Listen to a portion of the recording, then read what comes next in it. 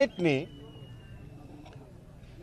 दलाइल सुनने के बाद केस ही खारिज कर दिया, केस ही डिस्चार्ज कर दिया। उसके बाद कोई जवाज नहीं था तहरीके इंसाफ के कारकुनान को और कायदीन को रात हवालात में रखने का। चहल यक में उन्हें बंद किया गया। मैं रात खुद गया, थाने गया, कारकुनान से मिला और मैंने एक इम्तियाजी सलूक देखा। किसी थाने में मुस्लिम लीग नून का कोई कारकुन रात गिरफ्तार नहीं था। एक ही केस डिस्चार्ज हो जाता है, दहशतगर्दी की दफा क्वाश हो जाती है, एक जमात के तमाम कारकुन रिहा हो जाते हैं और दूसरी जमात तहरीक इंसाफ के कारकुनों को रिहाई नहीं मिलती। सवाल है क्यों? ये निगरान हुकूमत है, ये न्यूट्रलिटी है, ये गैर जानिबदारी है। इस माहौल में आप इंतखाबात करवाना चाहते हैं, इसकी अब हरगिज़ इजाज़त नहीं देंगे। आप किसी गलतफहमी में मत रहिए। यहाँ की इंतज़ामिया या पंजाब की हुकूमत इस गलतफहमी में ना रहे कि हम पर दबाव डालेंगे। और रात के 11:30 बजे मैंने CPO साहब से बात की। वो लाहौर तशरीफ़ ले जा रहे थे, ट्रैवल कर रहे थे। मुझे उनने कहा और मैंने उनकी बात तस्लीम कर ली, उनकी बात माकूल थी। उन्होंने मुझे कहा कि जी हम रिहा कर देते, क्योंकि अब गिरफ्तारी पड़ गई है इसलिए हम रिहा नहीं कर सकते, सुबह अदालत में उनको पेश कर दिया जाएगा। सवाल ये है, मैंने इसको तस्लीम कर लिया, मलिक आमिर डोगर ने तस्लीम कर लिया। तो मेरा सवाल ये है CPO साहब से, रात के 11:30 बजे मुस्लिम लीग नून का एक नुमाइंदा आता है और चौधरी लियाकत साहब को, हाँ चौधरी लियाकत साहब को थाने से ले जाता है, उसी थाने से, उसी हवालात से। हमारे लोग रिहा नहीं किए जाते क्योंकि गिरफ्तारी टल चुकी थी, तो फिर वो रिहा कैसे हुए? ये इम्तियाजी सलूक है और मैं उसकी मजम्मत करता हूं। मैं अभी कहना चाहता हूं मुल्तान की इंतज़ामिया से, मैं CPO से, मैं RPO से कहना चाह रहा हूं, हम हालात नहीं बिगाड़ना चाहते। आपकी जिम्मेदारी है कि आप गैर जानिबदार रहें। आप किसी जमात के आलाकार नहीं बन सकते। आपका मनसब आपको यह इजाज़त नहीं देता कि आप अपनी फोर्स को किसी जमात के खिलाफ इस्तेमाल करें। अपने रवैये पर मेरी बहुत दबाना गुजारिश है, नज़रसानी फरमाएं। दूसरी बात जो मैं अर्ज़ करना चाहता हूं, रात गए और कल से मुझे धमकियां दी जा रही हैं कि आपके बेटे को, जो साबिक MNA हैं, साबिक MPA हैं, इन्हें गिरफ्तार करने का इरादा है और वो मुल्तान से चले जाएं। क्यों? किस बुनियाद पर? ज़ैन कुरैशी यहां खड़े हैं, अगर गिरफ्तार करना है तो आओ, अभी आओ और यहीं से गिरफ्तार कर लो। हम मैदान छोड़ के भागने वाले नहीं हैं, हम मैदान छोड़कर भागने वाले नहीं हैं। मेरा बेटा बहादुरी से गिरफ्तारी पेश करने के लिए तैयार है और जेल भरो तहरीक का जो इमरान खान ने ऐलान किया था, मैं तहरीक इंसाफ का पहला कारकुन था जिसने अपनी वॉलंटियर किया था कि मैं गिरफ्तारी देने के लिए तैयार हूं। अगर आप ये धमकियां देना चाहते हैं और धमकियों से हमारी कैंपेन को मुतासर करना चाहते हैं तो ये धमकियां कारआमद साबित नहीं होंगी। इंशाअल्लाह हम सियासी अंदाज में मुकाबला करेंगे और अखलाकियात के अंदर रहते हुए अपना नुक्ता नज़र पेश करेंगे। और मेरा तीसरा नुक्ता जो है वो ये है कि मरियम बीबी तशरीफ़ लाईं और यहाँ खिताब भी फरमा गईं। ज़रूर आएँ, मोस्ट वेलकम। लेकिन क्या वो कौम को बताना चाहेंगी, या शहबाज शरीफ साहब वज़ीर आज़म पाकिस्तान कौम को बताना चाहेंगे IMF के साथ उन्होंने क्या मुआहदा तय पाया है, उनकी टर्म्स एंड कंडीशंस क्या हैं? डिस्कशंस तो मुकम्मल हो गई और IMF का वफ्द यहां से रवाना हो गया, लेकिन कौम को नवीद नहीं सुनाई गई कि किन टर्म्स एंड कंडीशंस पर आप मुआहदा करने जा रहे हैं, और उन टर्म्स एंड कंडीशंस को जब आप लागू करेंगे तो आवाम पर उसका क्या असर पड़ेगा। लोग इस वक्त इस हुकूमत की, मुस्लिम लीग की, इस नाकाम हुकूमत की कारकर्दगी से गैर मुतमईन दिखाई दे रहे हैं। न ये मईशत को संभाल सके, न ये महंगाई कंट्रोल कर सके, न ये सनत का पहिया चला सके, न ये बेरोजगारी का जो एक नया तूफान बर्पा हो रहा है उसको थामने के लिए इनके पास कोई हिकमत अमली है। और इन 9 महीनों में इनकी कारकर्दगी आवाम के सामने आ चुकी है, और अब ये एक नया मुआहदा करने चले हैं और कौम पर एक महंगाई का नया बम गिराने का इरादा रखते हैं। मेरी तहरीक इंसाफ के कारकुनान से ये गुजारिश होगी, ये इंतखाब, ये ज़िमनी इंतखाब हमारी ज़ात का नहीं है, जमात का है, नज़रियात का है, पाकिस्तान के मुस्तकबिल का है, आपके बच्चों के मुस्तकबिल का है। जो भी इमरान खान के साथ ज़हनी हमआहंगी रखता है, जिस महल्ले में, जिस गली में, जिस शहर में बैठा है, वो खामोश नहीं रह सकता। उसे अपना किरदार अदा करना होगा और हम अपना किरदार अदा करने का इरादा कर रहे हैं। मुल्तान की क़यादत ने, मुल्तान के कारकुनान ने उसका अमली मुजाहरा किया है, झूठा केस बर्दाश्त किया है, गिरफ्तारियां बर्दाश्त की हैं और मैदान में उतरे हैं। और इंशाअल्लाह हम मैदान में इस फस्तायत का और इस नाकाम PDM की सरकार का मुकाबला करने का इरादा रखते हैं सियासी अंदाज में। शुक्रिया। शाहजी, कल से जो है जनरल बाजवा का एक बयान गर्दिश कर रहा है, उसमें वो कह रहे हैं कि इमरान खान मजीद वजीर आज़म रहते तो ये मुल्क ना रहता, इसीलिए तरीके इंसाफ जो थी वो मुल्क के लिए खतरा थी, मैंने अपनी इमेज की कुर्बानी दी है। बाजवा साहब के बयान की अहमियत नहीं है, ये फैसला आवाम को करने दें, और जमहूरियत का तकाजा ये है कि फैसला आवाम करती है कि कौन मुल्क के लिए ख़तरा था, कौन मुल्क के लिए ख़तरा है, कौन मुल्क का बेड़ा गर्क करके गया और कौन मुल्क को संभालना चाहता है।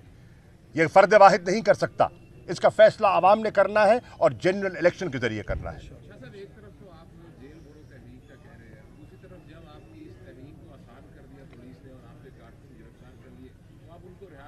फ़र्क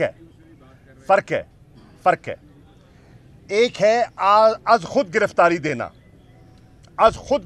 देना सियासी मकसद के लिए, अपनी सियासी तहरीक के लिए, और दूसरा है झूठे केसेस में लोगों को मुलव्वस करना और दहशतगर्दी के दफात लगाना। 780 लगाने का कोई जवाब था? अदालत ने मुस्तरद कर दिया ना उसको, मैंने तो नहीं किया, अदालतें तो आज़ाद हैं, अदालत ने मुस्तरद कर दिया और आप उस पर सियासत करना चाहते हैं। जज साहिब ने जिस केस डिस्चार्ज कर दिया उसका दिफा करना हमारा आईनी कानूनी सियासी हक है और इंशाअल्लाह हम करेंगे। जब जेल भरो तहरीक का इमरान खान ने ऐलान किया, वो हमारा एक वॉलंटरी फेल होगा, हुकूमत की कारस्तानी नहीं, वो हमारा एक फैसला होगा। वो गिरफ्तारी और ये मन घड़त केसेस की गिरफ्तारी में आपको तमीज़ बरतनी होगी। शायद ये बताइएगा कि आपने लॉन्ग मार्च किया, एहतजाज किए और वो सारा कुछ जब नाकाम हो गया, हुकूमत नहीं मानी इलेक्शन करवाने पे, अब आप जो कह रहे हैं कि हम जेल भरो तहरीक, ये सबसे आखिरी पॉइंट होता है कि जब कुछ ना हो तो जेल भर देंगे, तो इसके बाद भी अगर कुछ ना हुआ तो फिर तहरीक इंसाफ का क्या लाया? देखिए, तहरीक इंसाफ एक सियासी जमात है और उसने सियासी अमल का हिस्सा रहना है। हमारे पास क्या ऑप्शन है? हमारे पास एक ऑप्शन था कि हम कानूनी चाराजोई करें, हमने की। हम अदालतों में गए और हमने हमारे पिटिशन्स जो हैं आज लाहौर हाई कोर्ट में और पेशावर हाई कोर्ट में ज़ेर बहस हैं। हम एक सियासी जमात हैं, हमने आवाम से रुजू किया, हमने लॉन्ग मार्च किया, रावलपिंडी तक पहुँचे, पुरअमन तरीके से पहुँचे, कहीं तोड़ फोड़ नहीं हुई, कहीं नुक्स अमन पैदा नहीं किया गया और हमने अपना मौक़िफ़, अपना नुक्ता नज़र आवाम के सामने पेश किया। हम सियासी जमात हैं, हम में मुल्क के माशी हालात का अंदाज़ा है। इस वक्त अगर हम एक तहरीक एजिटेशन का फैसला करें और बहुत से कारकुनान ये चाहते हैं तो उससे क्या होगा? तोड़ फोड़ होगी, पथराव होगा, गिराव जलाव होगा, अफरा तफरी पैदा होगी और मईशत को मज़ीद नुकसान होगा। मुल्क में मज़ीद सियासी अदम इस्तेहकाम पैदा होगा। हमने इस ऑप्शन का एक्सरसाइज नहीं किया। हमने इस्लामाबाद रावलपिंडी पहुंच के भी इस्लामाबाद पर चढ़ाई नहीं की। हम पुरअमन तरीके से मुंतशिर हो गए। हमने असेंबलियों को तहलील किया क्योंकि आइन में वाज़े है कि जब अगर असेंबली तहलील हो जाती है, उस तहलील होने के बाद कानूनी तरीके से, आइनी तरीके से, तो फिर हुकूमत वक्त के पास जितनी लीगल माइंड्स हैं इस चीज़ पर मुत्तफिक हैं कि 90 दिन के अंदर इंतखाबात के अलावा और उनके पास कोई रास्ता नहीं है। तो हमने जो आप कह रहे हैं ना कि हमने कानूनी, जमहूरी, आइनी रास्ता अख्तियार किया, नाकाम वो नहीं हो, हम नहीं हो रहे। नाकाम वो हो रहे हैं जो इंतखाबात से फरार चाहते हैं। आइन बड़ा वाज़ेह है, ये उनकी नाकामी है जो आज मुस्लिम लीग नून वाले अवाम को फेस करने के लिए तैयार नहीं हैं। आज उनके जो है ना टाँपें टाँक रही हैं। हम तो मैदान में हैं, फैसला आवाम ने करना है और जो फैसला आवाम करेगी हम उसे कबूल करेंगे। हमें यह भी इल्म है कि इनका पूरा इरादा है इंतज़ामिया को इस्तेमाल करके मनपसंद नताइज हासिल करने का। और मेरी अपील होगी, जहाँ जहाँ ज़िमनी इलेक्शंस हो रहे हैं, पार्टी के वाइस चेयरमैन की हैसियत से अगर मेरी आवाज़ तहरीक इंसाफ के कारकुनान तक पहुँच रही है और यकीनन पहुँचेगी मीडिया के ज़रिए, मेरी कारकुनान से अपील है, हर हलके में तहरीक इंसाफ का कारकुन पोलिंग के दिन बाहर निकले, अपना जमहूरी हक इस्तेमाल करे, जैसे कि इमरान खान ने हिदायत की है। पोलिंग स्टेशनों से रजू की तरफ गामजन हो और अपना वोट इस्तेमाल करे। और अगर हुकूमत वक्त नताइज तब्दील करना चाहती है, बैलेट स्टफिंग करना चाहती है, तो सियासी अमल के ज़रिए अवामी क़ुव्वत से उन अज़ाइम को खाक में मिलाएं और ये हमारा जमहूरी हक है। शाह जी, आप ये फरमाएं कि ये जो आपने आपने जो कौमी असम्बली से अपना जो बाइकाट किया, कौमी असम्बली से फिर सूबाई असम्बली में रिजॉल्व कर दी, तो आपका इरादा था जनरल इलेक्शन की तरफ जाने का। आज जो सूरत हाल नजर आ रही है वो सूबाई असम्बलियों से भी इलेक्शन से लेतोलाल काम ले रहे हैं। इसके अलावा जो निगरान सेटअप आया है, इसमें जो भर्तियाँ हो रही हैं, जो ट्रांसफर पोस्टिंग हो रही है, वो आइन के बिल्कुल मुतसादिफ। मैं अर्ज़ करूँ, आप सही कह रहे हैं, आपने सही निशानदेही कर दी है। इस वक्त जो मैस लेवल पे रीशफलिंग हुई है पंजाब में, इलेक्शन शेड्यूल के बाद, अनाउंस होने के बाद, ज़िमनी इलेक्शन के कागजात की नामजदगी के बाद, ये ज़ाब्ता इखलाक की खिलाफ वर्जी है। ये इलेक्शन कमीशन के माजी की रिवायत के बरक्स है। ये कोड ऑफ कॉन्डक्ट की खिलाफ वर्जी की जा रही है और हमने अपने एक वकील जनाब समीर खोसा की तरफ से हमने एक पिटिशन दाखिल कर दी है और हमने इस रिशफल को ये जो उखाड़ पिछाड़ की जा रही है और अपनी पसंद के लोग नामजद किए जा रहे हैं नताइज पर हावी होने के लिए, हमने उसको अदालत में चैलेंज करने का फैसला कर लिया और हमने चैलेंज कर दिया है। अब ये फरमाएं कि आपने जिस खदशे का इज़हार किया है कि ये इलेक्शन के में धांधली का खदशा है, तो क्या आप समझते हैं कि ये धांधली हुकूमत की सतह पर होगी, इदारों की सतह पर होगी, या कोई और तरीका इख्तियार करेंगे? दूसरा छोटा सवाल मेरा यह है कि जो आपने कहा कि 90 दिन में असम्बलियाँ तहरीर हो जाए तो 90 दिन में इंतखाबात कराना लाजमी है, तो क्या आप समझते हैं कि ये आइन तोड़ने के मुर्तकिब हो रहे हैं? तो इनके लिए भी क्या तजवीज़ करेंगे आप? देखिए, आइन बड़ा वाज़े है। जो आइन को आइन पर अमल दरामद नहीं करता तो आर्टिकल 6 वाज़े है, आइन शिकनी होगी और आइन शिकनी का जवाब जो उसका जो सज़ा है वो आपके सामने है, वजाहत उसकी है एक। और दूसरा आपका सवाल था ये धांधली, ये निगरान सेटअप का कॉन्सेप्ट हमारे आइन में और हमारे में आपस में इत्तफाक क्यों किया गया? क्योंकि माजी में आपने देखा कि जब इलेक्शंस करवाए गए और झुर्रू चलाए गए तो लोगों ने नताइज तस्लीम नहीं किए, और क्या हुआ? लोग सड़कों पे आए, एहतजाज की कैफियत सामने आई, और एहतजाज की कैफियत के बाद फिर क्या हुआ? 5 जुलाई 1977 क्या हुआ? आप तारीख आपके सामने है। एक मदाखलत हुई और जमहूरियत के दरवाजे बंद हुए। हम माजी से क्यों नहीं सीखते? और उसको सीख कर हमने एक निगरान सेटअप के कॉन्सेप्ट पर इत्तफाक किया। निगरान सेटअप के कॉन्सेप्ट की रूह क्या है, उसकी स्पिरिट क्या है कि एक ऐसा सेटअप आए जिसके अपने ज़ाती मकासद ना हो, ज़ाती अज़ाइम ना हो, सब लोगों को, सब जमातों को उन पर एतमाद हो और वो शफाफ इंतखाबात कराएं। क्या आज पंजाब में जो आपको निगरान सेटअप दिखाई दे रहा है वो गैर जानिबदार है? हमें हरगिज़ उनका अमल ये बता रहा है कि वो गैर जानिबदार नहीं है। क्या खैबर पख्तूनख्वा में आप ज़रा काबीना का मुताला कीजिए, जिन जिन लोगों को नामज़द किया गया है, क्या उनका मुख्तलिफ सियासी जमातों से एफिलिएशन नहीं है? और अगर एफिलिएशन है तो वो गैर जानिबदार कैसे रहेंगे?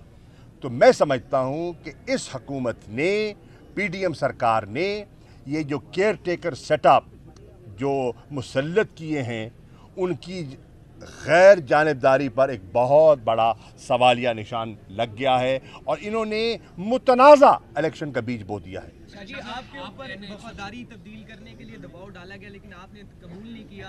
अब जो है अभी आपने बताया कि आपको धमकियां दी जा रही है जैन के हवाले से, तो ये क्लियर कर दें कि ये धमकियां पुलिस की जानिब से दी जा रही है, पीडीएम की जानिब से दी जा रही है, या कोई और इदारा है इसके पीछे? देखिए, वफादारी अगर तब्दील करनी होती तो राजा रियाज की जगह कायदे हिज़्ब इख्तिलाफ आज मैं होता, ठीक है ना? पर वो पॉकेट यूनियन उनको गवारा नहीं थी ना। राजा रियाज तो अपनी जेब की घड़ी है और हाथ की छड़ी है, तो मुझ जैसा कायदे हिज़्ब इख्तिलाफ इन्हें कबूल क्यों कर होता। अल्हम्दुलिल्लाह हम अपने मौक़िफ़ पर कायम हैं और ये 100 रियायत, मरात और पुरकशिश जो है ना मरात पेश कर दें। हम अपने मौक़िफ़ पर कायम हैं और कायम रहेंगे इंशाअल्लाह। एक सेकंड, दूसरी धमकी दी जा रही है कि ज़ैन कुरैशी को गिरफ्तार किया जाएगा और इस पर तशद्दुद किया जाएगा। हर बाप को बेटा अजीज है, मुझे अपना बेटा अपने से ज़्यादा अजीज है, लेकिन मुझे इंशाअल्लाह ये कह रहा हूँ, मेरा बेटा घुटने नहीं टेकेगा। मैं उनको कह रहा हूँ, मनसूबा साजों को जो ज़ैन कुरैशी की गिरफ्तारी करना चाहते हैं, कल नहीं आज कर लो, अभी अभी। ये सीपीओ का दफ्तर साथ खड़ा है, हुक्म करो, मैं पेश कर देता हूँ। भागेंगे नहीं, मुकाबला करेंगे। एक कंफ्यूजन को थोड़ा सा दूर घुमाइएगा कि NA 156 जिसमें आपने अभी आज नॉमिनेशन फॉर्म जमा करवाए हैं, यहीं से आप MNA थे, वो इस्तीफा दे दिया, अब ज़िमनी इलेक्शन हो रहे हैं, अब आप दोबारा इसमें इलेक्शन लड़ रहे हैं, क्या कोई इसमें थोड़ी सी कंफ्यूजन है? कोई कंफ्यूजन नहीं है, कोई कंफ्यूजन नहीं है। इस्तीफा क्यों दिया गया? देखिए, आपने सवाल कर लिया ना, मैं जवाब दूं।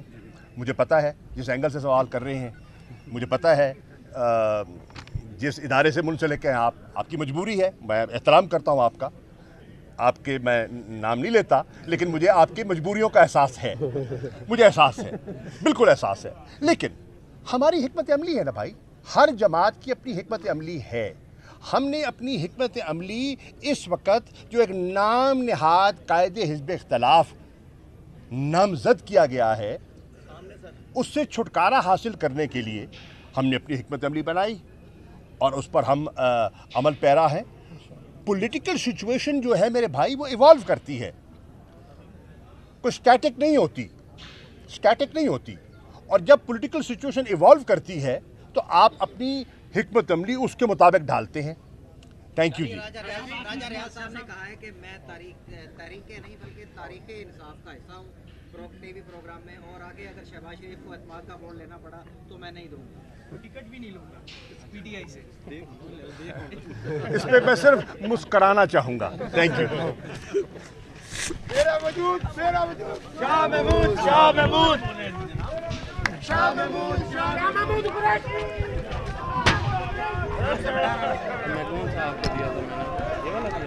अपना अपना उठाना देखें। अच्छा